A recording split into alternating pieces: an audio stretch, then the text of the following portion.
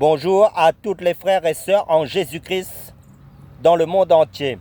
Je me présente le frère Serge de l'île de la Réunion pour les nouvelles personnes qui visionneront la chaîne. Notre enseignement qui est toujours d'actualité sera « Lève-toi, sois éclairé en Jésus-Christ ». Avant d'apporter notre message, remettons ce moment entre les mains du Seigneur Jésus-Christ. Prions, frères et sœurs. Père, dans le nom du Seigneur Jésus-Christ, nous te bénissons, nous te remercions, nous te rendons des actions de grâce. Merci pour ce privilège que tu nous accordes de partager ta parole une fois encore, de ta parole de vérité, pour la nourriture de notre âme, pour nous édifier. Merci pour l'œuvre de la croix de ton Fils Jésus-Christ, ton Fils bien-aimé Jésus-Christ. Merci pour le renouvellement du souffle de vie que tu nous accordes encore chaque jour. Merci car tes bontés se renouvellent chaque matin.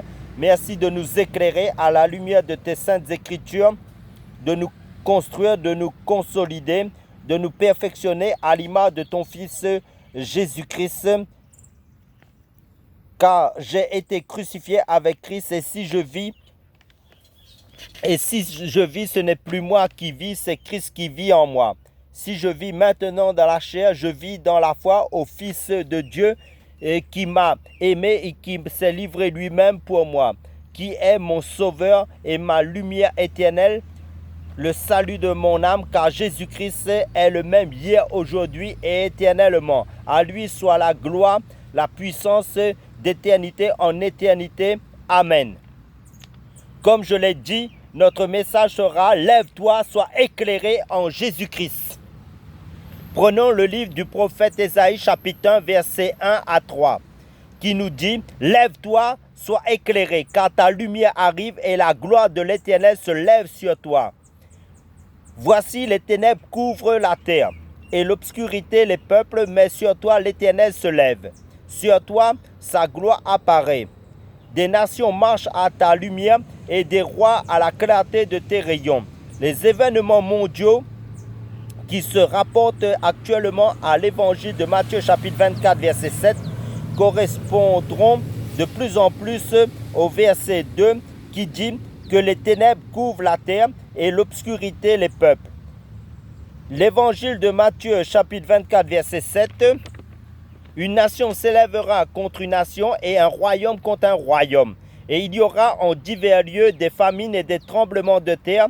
Le mot « lève-toi » est un mot d'encouragement, un appel à relever la tête, à se mettre en action comme Jésus l'a dit aussi.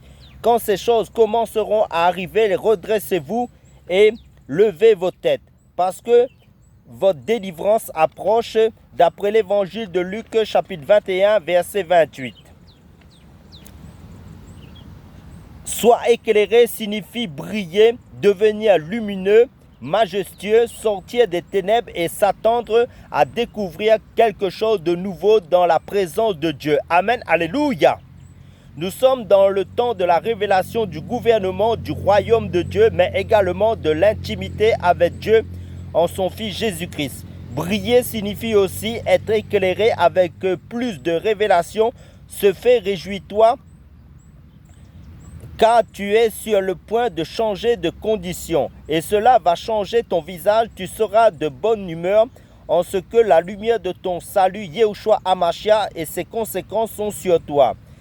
Que ta lumière soit, c'est également une promesse signifiant que tu deviendras florissant et prospère. Quand, après une nuit sombre, la lumière jaillit, alors tu commences à prospérer selon la volonté de Dieu. Le Christ est la source de tout bonheur.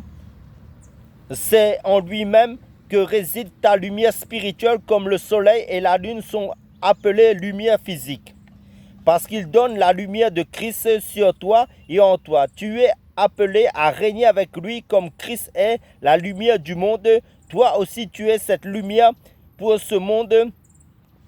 Alors une prédication puissante de la bonne nouvelle du royaume de Dieu va prendre place. car le royaume de Dieu ne consiste pas en parole, mais en puissance, selon 1 Corinthiens chapitre 4, verset 20.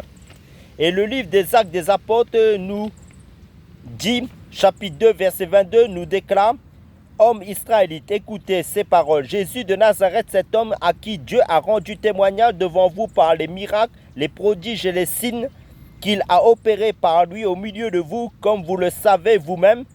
Selon 2 Corinthiens chapitre 12, verset 12, les preuves de mon apostolat ont éclaté au milieu de vous par une patience à toute épreuve, par des signes, des prodiges et des miracles. Hébreux chapitre 2, verset 4 nous dit: Dieu appuyant leur témoignage par des signes, des prodiges et des miracles et par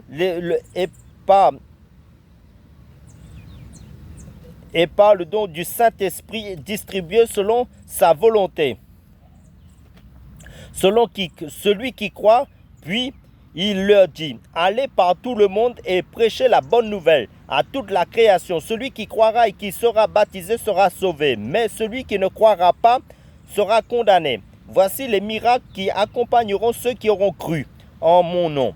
Ils chasseront les démons, ils parleront de nouvelles langues, ils saisiront des serpents. S'ils boivent quelque breuvage mortel, il ne leur fera point de mal. Ils imposeront les mains aux malades et les malades seront guéris. Le Seigneur, après leur avoir parlé, fut enlevé au ciel et il s'assit à la droite de Dieu. Et ils s'en allèrent prêcher partout. Le Seigneur travaillait avec eux et confirmant la parole par les miracles qui l'accompagnaient. D'après l'évangile de Marc, chapitre 16, versets 15 à 20. En vérité, je vous le dis, celui qui croit en moi fera aussi les œuvres que je fais et il en fera de plus grandes. Parce que je m'en vais au Père et tout ce que vous demanderez en mon nom, je le ferai afin que le Père soit glorifié dans le Fils. Si vous demandez quelque chose en mon nom, je le ferai, nous dit l'évangile de Jean chapitre 14, versets 12 à 13. Cela n'a pas changé, car Hébreux chapitre 13, verset 8 déclare: Jésus-Christ est le même hier, aujourd'hui et éternellement. Et nous attendons son retour d'après 1 Thessaloniciens chapitre 4. Ce que Dieu a promis, il va l'accomplir, c'est certain. Et le livre de Nombres chapitre 23 verset 19 nous informe: Dieu n'est point un homme pour mentir, ni fils d'un homme pour se repentir. Ce qu'il a dit ne le fera-t-il pas? Ce qu'il a déclaré ne l'exécutera-t-il pas? Et le prophète Habakkuk nous dit dans Habakkuk chapitre 2 verset 3: si la prophétie tarde, attends-la, elle s'accomplira certainement. Amen.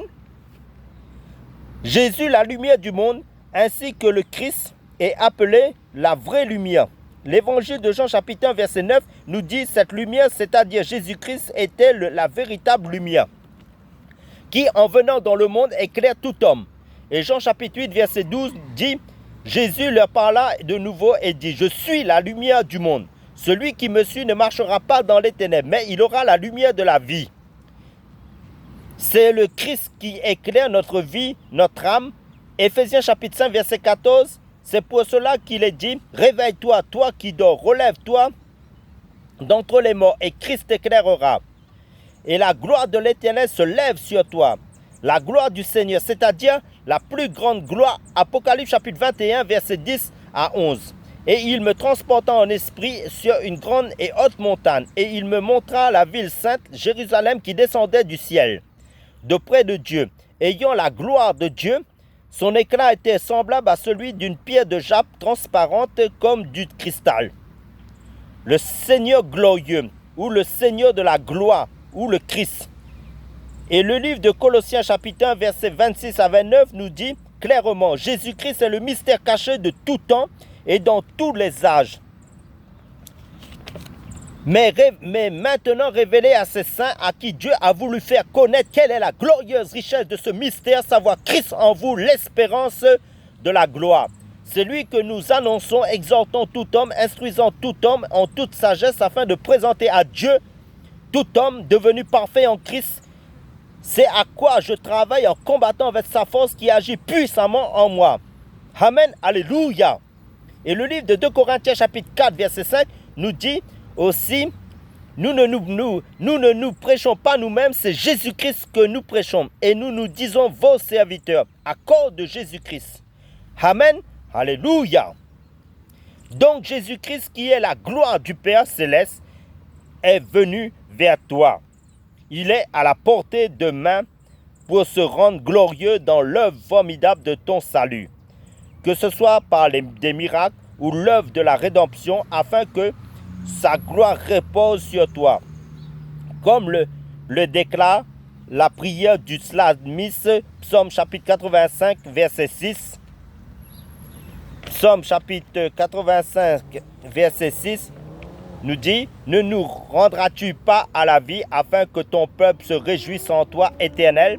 Fais-nous voir ta bonté et accorde-nous ton salut. » Oui, son salut est près de ceux qui le craignent. Alors que la gloire habite dans notre pays, alléluia. Christ est le ressuscité et nous pouvons comparer, imager son action à celle du soleil, bien que le soleil physique est incomparable à la lumière glorieuse du Christ, qui est infiniment plus brillant, glorieux. Quand sa lumière se répand dans les lieux, il ne laisse la place à aucune obscurité. C'est ainsi que le Christ veut briller perpétuellement dans tous les domaines de notre vie. Et il veut que la gloire habite dans nos vies aujourd'hui et à jamais, car tout disciple accompli sera comme son Maître Jésus-Christ. Amen, alléluia. C'est pourquoi Paul se réfère à l'évangile de la gloire qui est décrit comme une lumière glorieuse. 2 Corinthiens chapitre 4, verset 4 dit « Pour les incrédules dont le Dieu de ce siècle a aveuglé l'intelligence, afin qu'ils ne vissent pas briller la splendeur de l'évangile de la gloire de Christ, qui est l'image de Dieu. » Amen.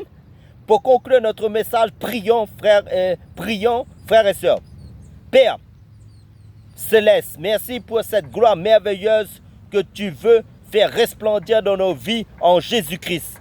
Aujourd'hui et pour l'éternité en éternité, j'aspire selon ta grâce, selon ton dessein en Christ à plus d'intimité avec toi, Père, dans cette relation profonde, grandissante, individuellement et dans la communion fraternelle entre frères et sœurs, par ton Saint-Esprit, à la dimension d'épouse que tu viens chercher pour les noces de l'agneau.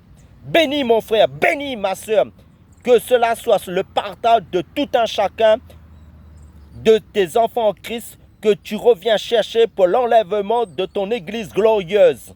À toi l'honneur, la gloire, Père, dans le nom puissant du Seigneur Jésus-Christ. Amen.